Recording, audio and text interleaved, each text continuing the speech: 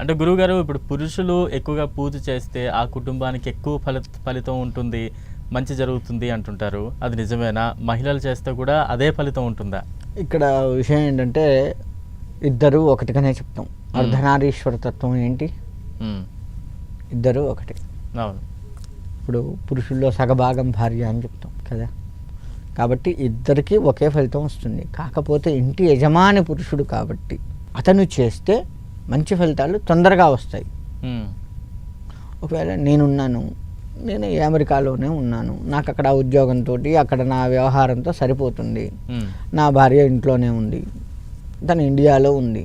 So నా యొక్క towel కానీ ఏదైనా తన దగ్గర పెట్టుకొని చేసుకోవచ్చు. ఓకే. చేస్తే నేను చేసిన ఫలితమే వస్తుంది. తను చేసినప్పటికీ యజమాని చేసిన ఫలితాన్ని భగవంతుడి ఖాతాలో వేసి చక్కగా ఇస్తాడు. కాబట్టి పురుషుడు చేసినా స్త్రీ చేసినా ఫలితం ఒకటే. భగవంతుడు ఎవరు చేశారు అని చూడ్డు. ఆడవాళ్ళు చేశారా, మగవాళ్ళు చేశారా, ఇంకా చెప్పండి అటు ఇటు గనులు చేశారా అని కూడా చూడ్డు. భక్తిగా చేశారా లేదా, అది ఆయనకు కావాల్సింది.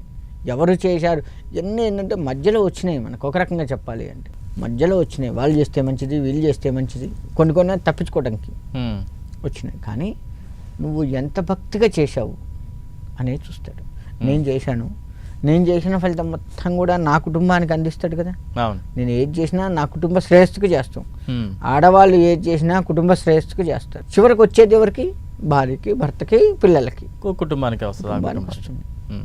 లేదు నా తల్లిదండ్రులు బ్రతుకుంటే వాళ్ళు చేయలేని పరిస్థితి, ముసలి వాళ్ళు అయ్యి ఉంటే వాళ్ళ ఖాతాలో కూడా పడుతుంది. వాళ్ళు చేయలేకపోయినా నేను చేస్తున్నాను కాబట్టి, నా భార్య చేస్తుంది కాబట్టి అటు తల్లిదండ్రుల నుంచి కింది దాకా అందరికీ, నా పిల్లలకు, వాళ్ళ పిల్లలు ఉంటే వాళ్ళ పిల్లలకు కూడా వస్తుంది. కాబట్టి భక్తి ప్రధానం. ఆడవాళ్ళు చేస్తున్నారా, మగవాళ్ళు చేస్తున్నారా అని కాదు, ఎంత భక్తిగా ఆ కుటుంబంలో చేస్తున్నారు అనేది ప్రధానం.